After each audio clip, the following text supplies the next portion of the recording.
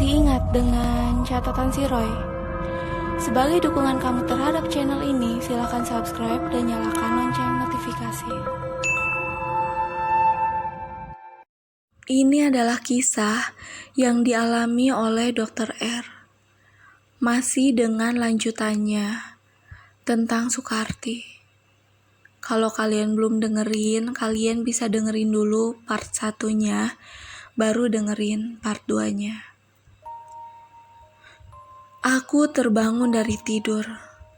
Gak terasa, hari itu sudah cukup siang.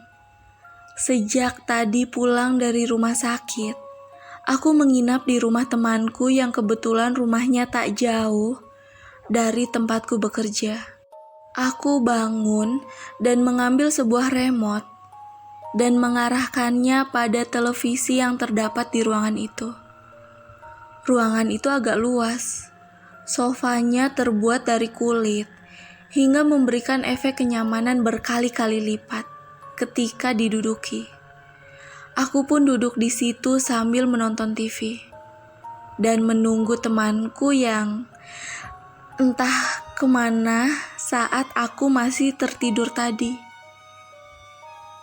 Tiba-tiba terdengar ada suara orang berjalan dari arah pintu yang sepertinya itu ruangan dapur. Perlahan pintu itu terbuka. Pintu yang letaknya ada di samping kiri ruangan tempat duduk itu bergeser sedikit demi sedikit. Perasaan aneh mulai menghampiriku. Jika ini temanku, kenapa dia membuka pintu seperti itu? Perlahan dan sedikit demi sedikit. Dugaanku pun benar. Sosok itu lagi yang muncul. Dengan penampakannya yang makin menyeramkan. Kedua matanya terbalik. Wajahnya dipenuhi keriput mengerikan.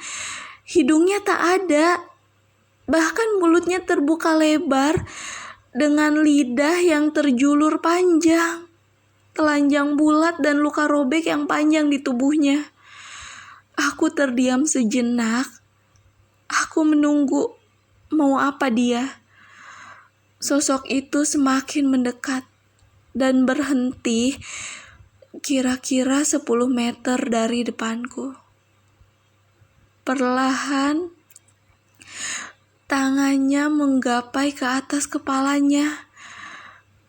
Rambutnya yang hanya tinggal beberapa lembar saja membuat pemandangan di depanku ini semakin membuatku bergetar.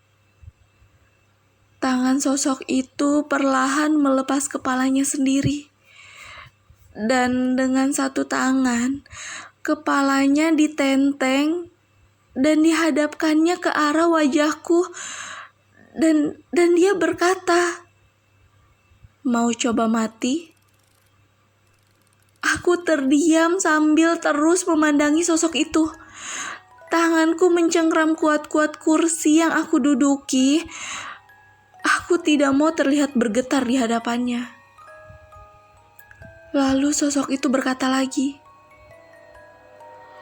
"Aku sudah mati. Apa kamu tahu? Saya nggak takut sama kamu. Kalau kamu terus datangi saya akan ikat kamu." Bentuk komunikasi kami tidak seperti manusia berbicara dengan menggunakan mulut. Tapi kami berkomunikasi dengan batin. Sosok itu tiba-tiba menangis. "Siapa kamu? Mau apa?" "Aku Sukarti. Aku dibunuh Jepang. Mau coba mati?" "Kamu bisa kembali ke tempatmu.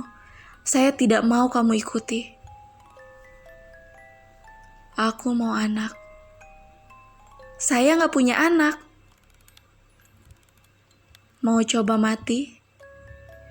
Itu kata-kata terakhirnya. Sebelum tiba-tiba saja dia menghilang lagi bersama dengan datangnya temanku ke ruangan itu.